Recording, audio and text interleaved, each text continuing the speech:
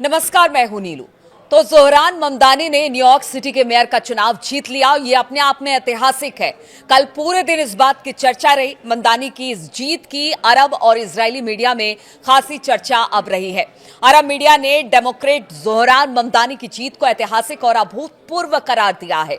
अरब media में उनके New York city के पहले मुस्लिम मेयर होने को हाईलाइट किया जा रहा है। कई चैनलों ने ममदानी के समर्थकों के जश्न पर फोकस किया और इसे अभूतपूर्व करार दिया है।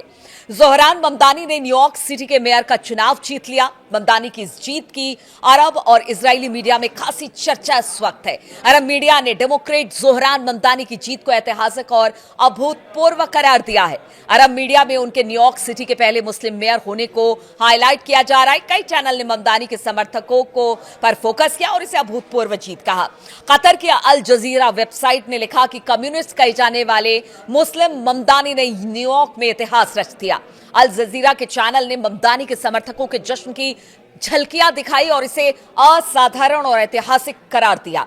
अल अरेबिया टीवी के मुताबिक लगभग 60% मतदान हुआ। न्यूयॉर्क के हिसाब से ये एक बड़ी तादाद है। चैनल के मुताबिक ममदानी ने युवाओं को बड़ी संख्या में वोट देने के लिए प्रेरित किया। हमने देखा किस तरह से उन्होंने अपना कैंपेन चलाया, एक एक व्यक्ति तक, खासतौर पर युवाओं तक पहुंचा। उनके लिए सोशल मीडिया एक बड़ा जरिया इस कैंपेनिंग का बना।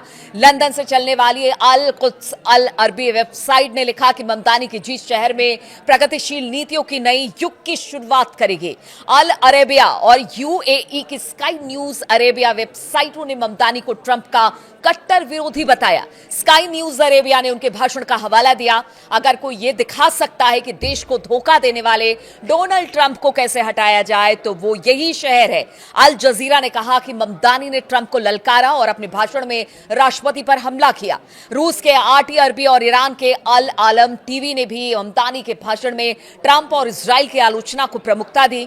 आरटी अरबी ने उन्हें मेयर कहा जिन्होंने नेतन्याहू को गिरफ्तार करने और ट्रंप की इजराइल की नीतियों पर हमले की बात की थी।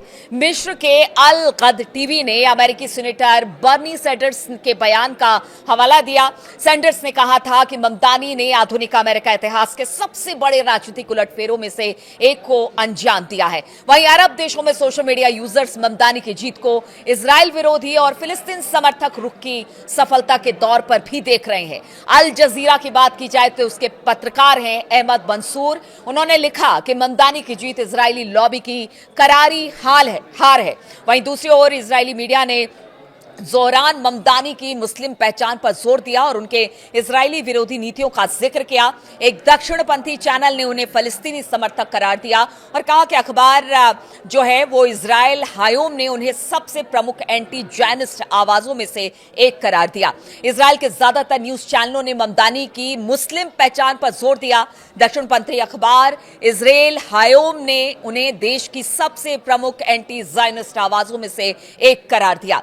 फिलिस्तीनी समर्थक कार्यकर्ता इसे फिलिस्तीन के साथ अंतर्राष्ट्रीय एकजुटता का आह्वान बताते हैं। तो आप समझिए कि किस तरह से ममदानी को लेकर पूरे अरब देशों में और खास तौर पर फिलिस्तीन में, क्योंकि जो उनके पीछे के भाषण रहे, डिबेट रहे अमेरिका में मेयर चुनाव को लेकर, जब वो खड़े हुए थे उन्होंने अपनी बात रखी, उसको लेकर अब यही कहा जा रहा है कि जो ममदानी है वो फिलिस्तीन के समर्थन में है और साथ ही साथ अरब देशों की बात भी वो करते हैं क्योंकि वो सब धर्म को आगे ले जाने की बात करते हैं और इसीलिए ममदानी लगातार अरब देशों में और फिलिस्तीन में इस वक्त चर्चा का विषय बने हुए हैं कि यहां से जरूर अमेरिका के नजर में हालात ठीक होंगे। जिस ट्रंप की बात वो करते रहे हैं, यानी अरब देश और फिलिस्तीन, वो कहते रहे कि ट्रंप नहीं चाहते कि यहां से रिश्ते बेहतर हो, लेकिन ममदानी के आने के बाद वो इस बात को कह रहे हैं कि हो सकता है आने वाले समय में अब इन जो रिश्ते हैं जो कि जिसमें कड़वाहट है वो बेहतर होगी। इस बात का वो लोग तहे दिल से उनका आभार भी प्रकट कर रहे हैं इस बात को कहने के लिए और उनका शुक्रिया भी अदा कर रहे हैं